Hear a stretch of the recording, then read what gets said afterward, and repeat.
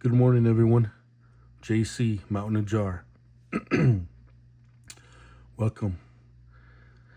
This little video here is going to be showing you guys my oldest knife.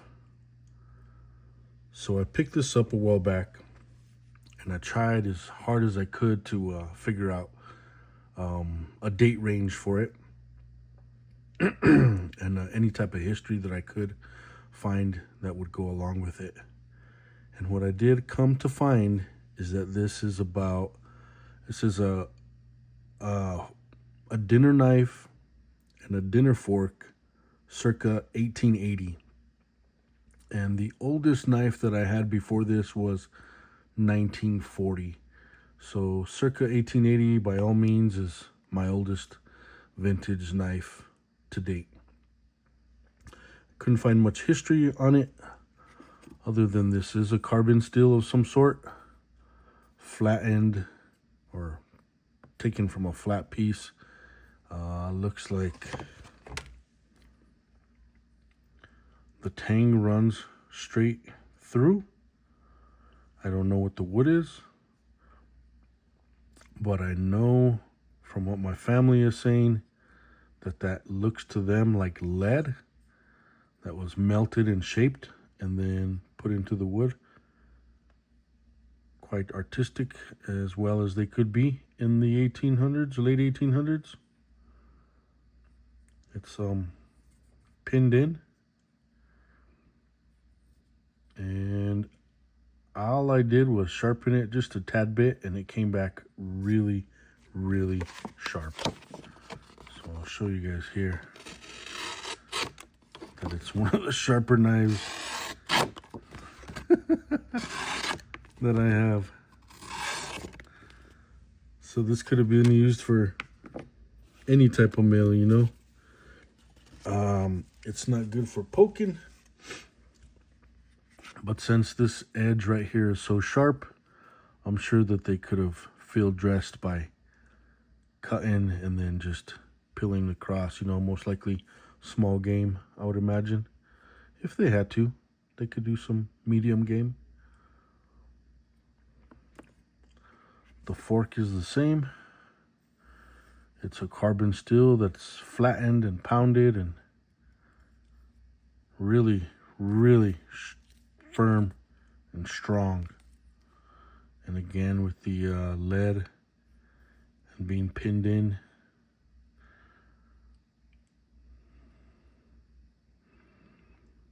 In quite good shape for being as old as it is. And these are some vintage crucifix and Bible. They go back to 1960. I just thought I'd throw them in there because they looked cool. So I put together a little story for you guys about what was going on back in 1860, 1880. Just a fictional story that says that it starts with a young man. That young man is running for his life. Eventually he's caught and he's labeled a chicken thief, which may have been happening back in those days, you know, hard times. The gentleman is given the opportunity to work off his debt on a sea-bound ship. And the ships in the late 1800s, they didn't last all that long. Maybe about 10 years of longevity is what a ship could handle.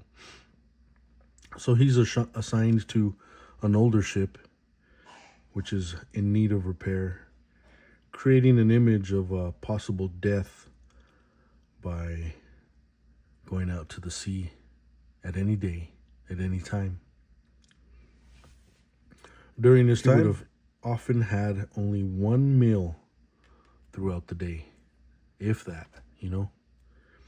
And a lot of times while he was on the ship, he had to fight for his meal. Because being that he was labeled a thief, he was not part of the hired deck. He was part of the debt deck and would have to fight for his meals, like I said. And all the time, fight for his tools. One of maybe 4 belongings that he would ever have and carry on throughout his life. staying alive was quite a task back then compared to these days. When he had the opportunity to eat, it was one meal a day, and this was the knife and fork that he used, and sometimes he would carve with. Those around him noticed his resourcefulness, approachability, and directive demeanor, so he quickly paved a path into politics and land acquisition by land grants that were used quite a bit in those days. Was able to get land. He never forgot where he came from.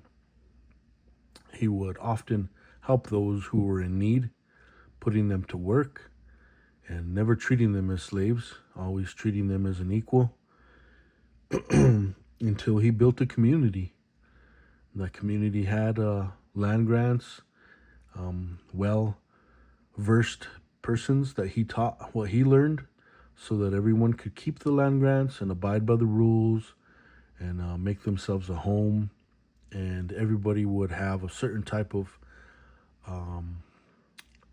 crop or animal or skill that they could offer for community growth and survivability. All while looking back at this gentleman, during his time of prosperity, he continued to eat only with the community together, be it one meal a day or be it 3 meals a day. At each meal, they would give thanks. Well, I appreciate you guys hanging out with me today. And again, I am still looking for something even older than this.